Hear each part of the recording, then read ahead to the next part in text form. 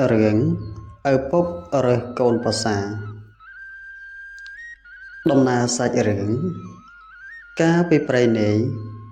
មានតាចាស់ម្នាក់និងដូនចាស់ម្នាក់នៅស្រុកមួយតាចាស់យាយចាស់នោះមានកូនក្រមុំម្នាក់រូបល្អណាស់អ្នកណាទៅដណ្ដឹងក៏គាត់មិនព្រមឲ្យគាត់ថាអ្នកណាតមិនជាម្ដាយគេបានទើបគាត់ឲ្យកូនជាប្រពន្ធអ្នកនោះជួនជាថ្ងៃមួយនោះមានកំឡោះម្នាក់រូបរាងស្អាតបាតចូលទៅដណ្ដឹងកូនគាត់ថាអញឲ្យឯងកុំព្រួយចិនប៉ុន្តែឯងត្រូវតមជាម្ដាយគេហើយទទូចអញ្ជើញអញតាមពីអញទើបបានអញឲ្យឯងបើតមមិនបានអញផ្ដាច់មិនឲ្យឯងទេអញប្រាប់ឯងឲ្យដឹងជាមុនលុះក្រោយទៅឯងកុំថាអញកាចណាកំឡោះនោះថាខ្ញុំបាទតមជាម្ដាយគេបានហើយធ្វើការអ្វីក៏បានទាំងអស់ខ្ញុំបានទទួលសពគ្រប់ប្រការតាមប្រសាសន៍លោកឪពុកតានោះថាបើឯងតមជាម្ដាយគេបានមែនឯងទៅសិនចុះព្រឹកត្រូវឯងមកវិញពីព្រលឹមកំឡោះនោះក៏លាវិលទៅផ្ទះវិញព្រឹកឡើងកំឡោះនោះមកវិញចូលទៅបម្រើឪពុកម្ដាយក្មេកឪពុកម្ដាយក្មេកនោះប្រើកូនក្រមុំគាត់ឲ្យរៀបបាយទឹកឲ្យអ្នកកំឡោះនោះស៊ីរួចហើយតានោះក៏ប្រាប់តែកូនប្រសាថាណែកូនចូលកូនទៅចាប់ក្របីនៅភ្ជួរស្រែកូនឯងជួរដរាបណាដល់ថ្មនៅឯស្រែនោះយំតែវហើយសឹងឯងដោះក្របីអ្នកកំឡោះទៅចាប់ក្របីមកផ្ទឹមហើយទៅភ្ជួរស្រែតាំងពីព្រលឹមថ្ងៃត្រង់ក៏ថ្មពុំយំក្របីដើរពុំរួចក៏ថ្មចេះតែឈឹងពុំយំសោះអ្នកកំឡោះឃ្លានបាយណាស់ទ្រាំពុំបានជេរម្ដាយថាម្ដាយអាថ្មនេះកាលណានឹងយំឡើយកំឡោះនោះជេរតែប៉ុណ្ណោះតានោះក៏ស្ទុះចេញពីក្រោមថ្មមកថាណាហើយចុះឯងដោះក្របីហើយទៅផ្ទះចុះអញផ្ដាច់កូនហើយត្បិតឯងតោមជេរម្ដាយមិនបានកំឡោះនោះក៏ដោះក្របីលែងហើយដើរទៅផ្ទះទៅថ្ងៃក្រោយមកមានកំឡោះម្នាក់ចូលទៅដណ្ដឹងកូនតានោះទៀតគាត់ក៏បង្គាប់ដូចកំឡោះមុនតែអ្នកកំឡោះក្រោយគេមានប្រាជ្ញាគេទៅភ្ជួរស្រែវិចបាយទៅស៊ីផងលុះភ្ជួរដល់ថ្ងៃខ្ពស់ឃ្លានបាយក៏បញ្ឈប់ក្របីស៊ីបាយរួចហើយក៏ភ្ជួរទៀតតន់តែថ្ងៃជ្រេពីថ្មក៏យំក្របីក៏ជើងអស់ដើរពុំរួចកាលបើអ្នកកំឡោះបក្របីទៅដល់ចិត្តថ្មនោះអ្នកធ្វើជាស្ដីថាអោលោកថ្មអើយយំឡើយក្របីដើរពុំរួចទេអាណិតក្របីផងទៅខ្លួនខ្ញុំឥតបានអីទេខ្ញុំមានតែបាយស៊ីហើយភ្ជួរដល់យប់ក៏បានដែរបើមិនអាណិតខ្ញុំអាណិតតែក្របីចុះត្បិតវាជាសត្វកំឡោះនោះអង្វរដូចម្ដេចក៏ថ្មពុំយំអ្នកកំឡោះនោះក៏ពុំជេរត្បិតដឹងថាតានោះនៅពូនក្រោមថ្មលុះនិយាយយូរទៅតានោះមើលទៅឃើញក្របីដើរពុំរួចមែនគាត់នឹកអាណិតក្របីគាត់ក៏យំក្រោយថ្មនោះលើតែខ្វាកអ្នកកំឡោះនោះ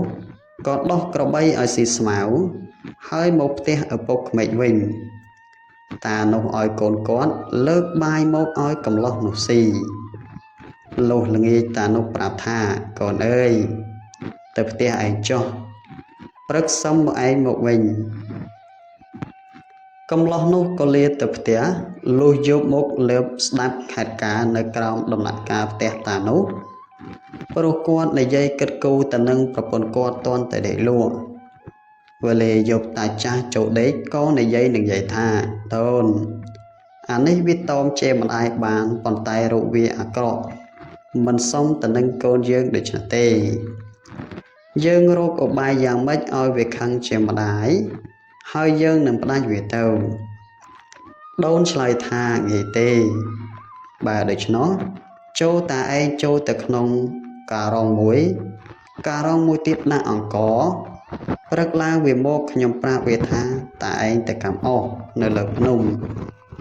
ហើយខ្ញុំឲ្យវារែកតាឯងទៅអង្គនៅលើភ្នំហើយវាធ្ងន់វាខឹងវានឹងជេរតាឯងនៅក្នុងការងស្រាប់ឮហើយក៏ផ្ដាច់មាត់វាបានដោយងាយតាយាយគិតគ្នាដូច្នោះហើយក៏ដេកទៅឯអ្នកកំឡោះលងស្ដាប់ក្រោមផ្ទះឮដឹងហេតុការណ៍ហើយក៏វិលទៅដេកផ្ទះវិញព្រឹកឡើងអ្នកកំឡោះនោះទៅបំរើម្ដាយក្មេកក៏ស្រាប់តែឃើញយាយចាស់បង្ហាញអង្រែហើយប្រាប់ថាកូនអើយឪឯងទៅកាប់អស់នៅលើភ្នំគាត់ផ្ដាំថាឲ្យកូនឯងរែកអង្គនេះឡើងទៅតាមឲ្យឆាប់ត្បិតគាត់ទៅតាំងពីព្រឹកព្រលឹមមិនទាន់ហូបបាយផងមានតែកូនឯងរែកទៅឲ្យឆាប់នឹងអាលដាំបាយឲ្យឯងហូបកំឡោះនោះទទួលរែកហើយក៏រែកទៅតាមជើងភ្នំដល់រែកទៅបន្តិចធ្ងន់ណាស់ក៏រែកចុះមកវិញហើយស្ដីថាឪអើយឪខ្ញុំឃ្លានបាយណាស់ខ្ញុំរែកឡើងទៅឲ្យឆាប់មិនបានទេបើវាធ្ងន់ម្លឹងនរណានឹងរែកទៅរួចបើឪមិនអាណិតគាត់ជេរបន្ទោសដូចម្ដីក៏បាននិយាយហើយរែកចុះមកវាលវិញលុះរែកទៅដល់កន្លែងមួយឃើញស្បូវស្ងួតល្អក៏រែកទៅដាក់ឈប់កន្លងស្បូវនោះហើយដើរទៅបាត់មួយស្របក់ទៅដើរត្រឡប់មកវិញយកភ្លើងដុតអង្រែកលុះភ្លើងឆេះស្បូវជុំវិញឃើញក្តៅដល់តាចាស់ដែលនៅក្នុងអង្រែកនោះគាត់ក៏ប្រមេះញ័រកន្ត្រាក់ទាំងការុងភ័យខ្លាចភ្លើងឆេះស្លាប់ប៉ុន្តែចេញមិនរួចអ្នកកំឡោះធ្វើជារត់មកពិស័យថាជើងនរណាដុតភ្លើងឆេះអង្រែកអញអស់ធ្វើដូចម្ដេចអញនឹងចូលទៅបានបើភ្លើងឆេះជុំវិញដូច្នោះចូលទៅមិនចោះទេថាហើយឈប់ស្រែកនៅខាងក្រៅលុះភ្លើងឆេះដល់ការុងដឹងថាតាចាស់ក្តៅណាស់ទៅស្ទុះទៅអូសការុងចេញអំពីភ្លើងរួចហើយភ្លើងក៏ឆេះដាច់ការុងតាចាស់បំរេះញ័រទៅកំឡោះស្រោចការុងចេញឃើញឪពុកក្មេករលាកភ្លើងឆេះទាំងសក់ក្បាលក៏រៀបជាថាយើលោកឪម្ដាយក៏មិនប្រាប់កូនកុំអីភ្លើងឆេះស្លាប់ចោលម្ដាយនៅមេម៉ាយតែចាស់ខឹងណាស់តែពុំដឹងជាធ្វើដូចម្ដេចទើបដើរញក់យកផ្ទះវិញទ្រាំខ្លួនមួយថ្ងៃណាមួយដោយសារអូសចេញអំពីភ្លើងណាមួយដោយសាររលាកភ្លើងមកផ្ទះវិញ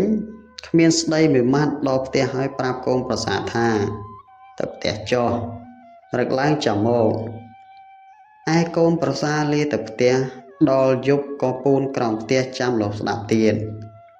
លើសជប់តាចាស់ដុតចាស់ចូលដេកក៏និយាយគិតគ្នាទៀតតាថាគិតដូចម្ដេចនឹងផ្ដាច់វាបានអានេះវាមានប្រាជ្ញណាស់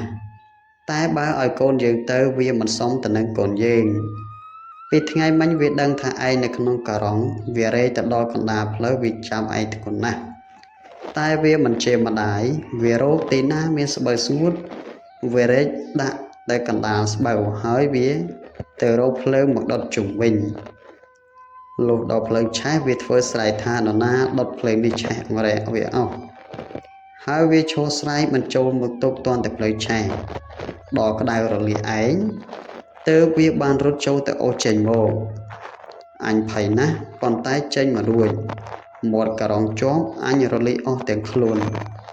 ឥឡូវនេះយើងគិតដូចម្ដេចនឹងផ្ដាច់វាបាននិយាយថាឥឡូវនេះយើងគិតថាតើឯងធ្វើជាម្ចាស់ឲ្យវាធ្វើជាឆ្កែនាំទៅបណ្ដើអណ្ដើកឲ្យវាដូចឆ្កែបើវារកអណ្ដើកមិនឃើញវាបោលមិនទាន់នោះយើងផ្ដាច់ពាក្យវាតាចាស់ឮហើយតាចាស់គិតដូច្នោះព្រឹកឡើងអញធ្វើតាមឯង ឯអ្នកកំឡោះនោះស្ដាប់ដឹងហេតុការណ៍ហើយវិលទៅដេកផ្ទះវិញដល់មាន់រងាវទៅពុតអណ្ដើកយកទៅចងទុកនៅក្នុងកណ្ដាលស្មៅវាលឯនេះឯនោះពាសពេញពាសកាលដែលតាចាស់គាត់គិតទៅរកអណ្ដើកនោះឃើញវិលមកផ្ទះដេកធ្វើប្រងើយទៀតលុះព្រឹកប្រហោមឡើងចៅមានុកទៅដល់ផ្ទះឪពុកក្មេកម្ដាយក្មេកក៏នាំឲ្យកូនក្រមុំគាត់រៀបបាយលើកយកមកឲ្យស៊ី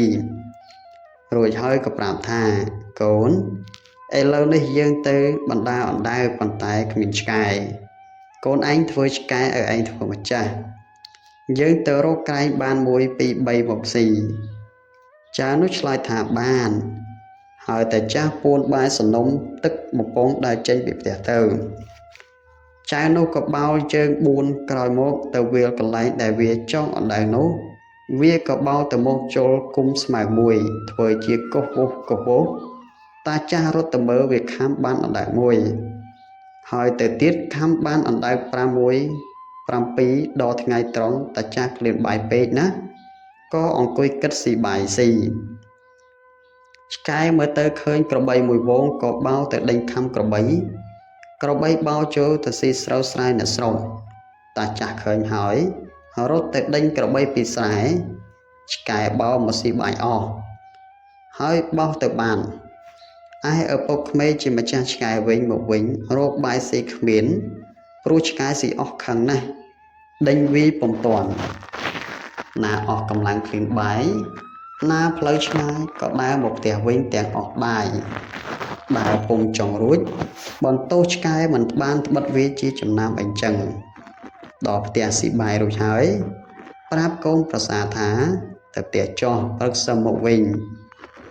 ដល់យប់កូនប្រសាស្គាល់យាយគិតគ្នាទៀតលោកដល់យប់តាចូលដំណេកប្រាប់យាយរឿងដែលកូនប្រសានឹងធ្វើសពក្រុមកូនអើយម្សិលមិញឯងធ្វើឆ្កែថ្ងៃនេះឯងធ្វើម្ចាស់អញម្ដងអញធ្វើឆ្កែវិញចៅនោះឆ្លើយថាហើយព្រុសបាយទៅនឹងទឹកទៅឯតាវាធ្វើជាឆ្កែបោលតាមក្រោយលុះហួសអំពីផ្ទះបន្តិចវាខំដើរយ៉ាងលឿនកុំឲ្យឪពុកក្មេកតាមតាន់តាបោលពុំតាន់ត្បិតខ្លួនចាស់ដើរតុកតាមក្រោយវាក៏វាដើរបែរមកថាឆ្កែអីស៊ីតែបាយបង្អស់ទៅមុខមិនទៅក្រោយមិនមករកអណ្ដើកមិនបានឬថាហើយវាឆ្កែឲ្យទៅបោលទៅមុខតាបោលនៅក្នុងស្មៅមួយរួចចេះតែដើរថយក្រោយរកអណ្ដើកមិនបានកូនប្រសាវាស្លាប់ហត់ស្ទើរដែលខ្ជិលតែពុំហ៊ានស្ដីព្រោះខ្មាស់កូនប្រសាលុះតែថ្ងៃត្រង់វាស៊ីបាយហើយក៏ឆ្កែរកអណ្ដើកមិនបានដើរក្រោយមនុស្សស៊ីតែអង្ករហើយវាបង្អន់ឲ្យបាយស៊ីវាឲ្យតែឆ្អឹងឆ្អែង